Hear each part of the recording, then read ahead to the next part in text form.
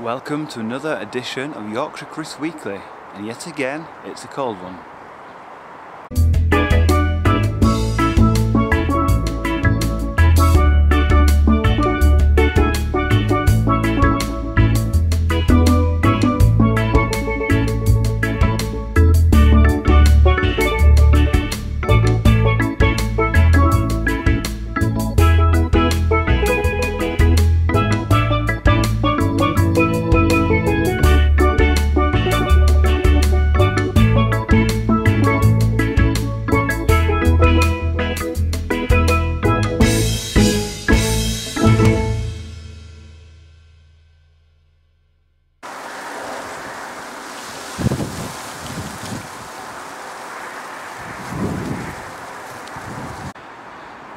So it's been another snowfall here in Yorkshire and across most of the UK, to be honest, this weekend. And that's the fourth snowfall really we've had this winter, 3 this year, 3 of them in the last 2 weeks in fact. Because although we had the beast from the east, a proper cold for a couple of weeks ago, last Thursday we also had a proper deep snowfall of about 10-15 centimetres, which melted very quickly. And then now, Saturday and then into today, Sunday, we've had another dumping of snow. But I'm not too concerned about this one on its own. That's why I've not wrapped everything properly, because the temperatures didn't get cold. Got down to about freezing, and hopefully all this snow will go tomorrow on Monday. So no sub-zeros really.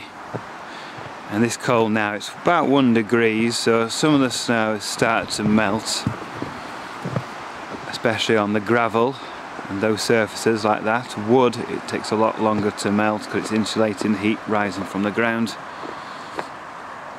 and it's not getting anything from the sun. So as you can see there, pretty much all melted. And if I walk around, you'll see a lot more snow. I'm not going to do a full walk through the garden today. We've done quite a lot of that recently in the videos, seen a lot of snow. I'm sure you're sick and tired of seeing snow in the gardens and snow in your own garden, and hoping winter ends soon, and I feel the same. I think we've had a proper British winter, traditional British winter, so it's time we look forward to spring. Had lots of mild winters recently, but this one's been, like I said, a proper traditional British cold winter. So the water's not frozen in the pond there. Got bits of snow coming down at the moment. Obviously this snow is putting back a few jobs that I can't get on with. I can't dig over the ground here because it's covered in loads of snow. Really need to dig all these beds over. I don't really want to go cutting back grasses and stuff, because really, frankly, it's just too cold to be out here doing lots of jobs like that. One thing I did do last week was to get out my bootias that I was going to plant around here in the zigzag paths, and just before the cold arrived I quickly just brought them together, put them in the jungle hut, stop the snow and the ice forming in there. You can still see they've got a little bit of snow on the pots, but nothing at all in the crown of the plants. It's a bit of a shock for these plants because they were living in Spain only a couple of months ago, and now they're in Yorkshire getting very cold. But this snow will end. We will get brighter, warmer conditions. Spring is coming soon, honestly, and then we can actually get planting, tidying up the garden, and then thinking about enjoying summer. I know it seems like a long way off, it's been a very long winter, but we will get there. As you can see, I've still, like I showed last week, still covered over the Latticectus and some of the small Trachycarpus palms. It only took a couple of minutes to do so, and the Martianus over there. But I've not really wrapped up the bootias because I knew it wasn't going to be a cold spell for too long. So if we go all the way back here, that bootia there, the Erispathus fine, it's got a bit of snow on, but it'll melt tomorrow. You can see a lot of snow there, that's a good 10-15 centimetres. And I've even got, just to show you how hardy these are pitcher plants in the snow. There's Venus flytraps there as well. more pitcher plants there, and they should be okay and come back from being frozen through. We'll find out anyway over the next few weeks.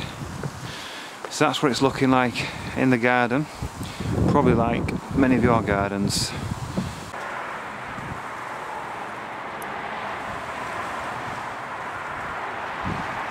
So now we're going to sow some seeds. We've got 4 types of seeds to sow today. And the first one that we're going to sow is this Tithonia yellow torch. I'm going to surface sow these.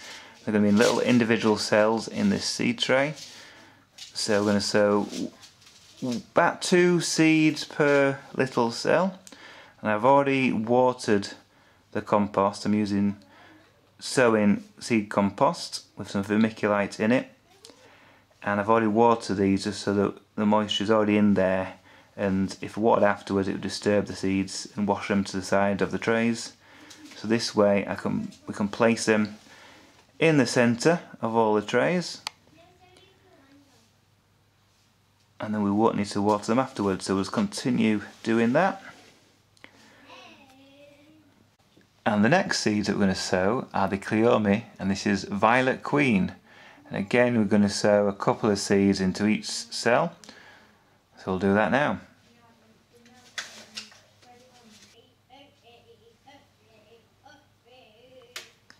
And the next one we're going to do is the Spanish flag, which has got several names, and I'll put them on the screen now. The Latin names has changed recently, so I'll put the previous name on there as well so you can see what it used to be called. And again, I'm going to put 1 or 2 seeds into each cell. This is a nice climbing plant which has sort of multicoloured flowers with reds, oranges and cream and white, and sort of twining to a couple of metres tall. So that'd be great later on in the summer. The Cleome is also known as a spider plant because it has really large spider-like flowers in sort of pink and purple, in sort of like a bush with green leaves. And the yellow torch, which is, as you can see, been sown in this one, they are like a sunflower, Mexican sunflower, but rather than being the orange that you normally get, these are yellow ones, so they're sort of like large daisy-like flowers, look very tropical. And we'll just press these seeds in slightly with our fingers afterwards so they're in contact with the soil. And then we'll loosely put some cling film over the top, and then I'll put these into the propagator and put the propagator lid on top. And the final ones we're sowing are a climbing plant again. This is Ecremocarpus scaber. This is a climbing plant that can grow really, really tall, many metres, scramble over other plants. So we're going to sow them again, surface sow them onto the compost, same compost for all these. And in the propagator they'll be kept around 20 degrees or so. So here are all the seeds that I sowed.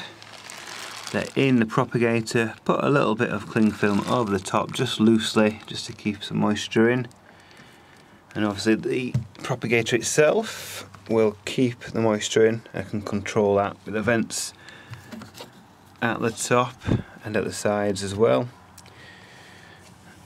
So over the next couple of weeks we'll see all the little seedlings appear. And this propagator, normally the thermostat controls it, but the thermostat has very recently broken, so unfortunately it's on the on position, so it is pretty warm in there. So we'll have to watch it. If we get some sunny days I'll have to take all the roof off here, otherwise it'd be far too hot in there. But hopefully it's about 25 to 30 degrees at the moment.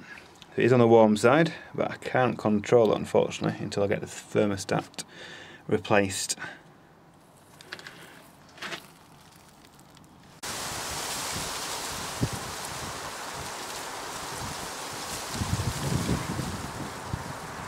Right, it's pretty cold outside today, so I thought I'd spend a little while discussing where our exotic plants that we grow in the garden come from around the world. So we talk about exotic plants, meaning plants that are from out of the UK or from out of wherever you live, basically in the world, rather than native plants that grow native in your own country. And also when we think about exotic plants, when we're talking about exotic gardens, we often think about tropical looking plants, which are basically plants that actually grow in the tropical area right through the middle around the equator up to the Tropic of Capricorn and Cancer. But we also tend to find that most of the exotic plants that we grow in our garden are not truly tropical, but they do have that exotic look to them. So let's quickly have a look at where these plants come from. Now the first set of plants we're going to discuss are the palms, which normally are the backbone to any exotic garden in the UK. And the most common palm that we grow in the garden is Trachycarpus fortunei, and that comes from China, from large areas around China. And the other species of Trachycarpus palm that we might grow, such as Princeps, also come from China here. And the Wanneranius or waggy palms is a type of fortunei. The native range of that one is actually not known, but it will have been cultivated in China for many hundreds, if not thousands of years, and that's where that palm originally comes from. Now the other palms we grow, some of them actually do come from Europe. So we've got the Canary Island date palms from the Canary Islands down here, just off the west coast of Africa. We've also got the European farm palm, so that's the Chimerops humilis and Chimerops cerifera and Volcano, and they come from southern Europe, sort of talking about end of Portugal, Spain. They do go into Morocco as well in Africa, and then through the islands in the Mediterranean. And the volcano type of humilis comes from Sicily, this area around here. And then the other palm that grows in Europe is very rarely grown in the UK, simply because it's not hot enough, because it comes from Greece and Crete, and it's a Cretan palm, or Phoenix theophrasti, and also goes in Turkey as well. Other palms we grow, well, we grow the butias, and the butias come from South America, so we've got lots coming from Brazil, southern Brazil, going into Argentina, Bolivia and Paraguay in this area here. We've also got from Central America, from Baja California and Mexico, that's where the Bria armata comes from. And then off the coast of Mexico, we've got the island of Guadeloupe, and that's where the Bria edulis comes from. As you can see, palms grow all around the world. So we've got Asia, we've got Europe, we've got America, South America, Central America, Northern America is where the needle palm comes from. Africa, some palms do come from there, but really not ones that we commonly grow in the UK. So other big plants we grow are bamboos. Main bamboos that we grow, the Phylostachys, again they come from China over here, but we do grow some other bamboos that come from Chile and South America. Large bamboos from South America, such as the Chusquea gigantea, which grows over in Chile.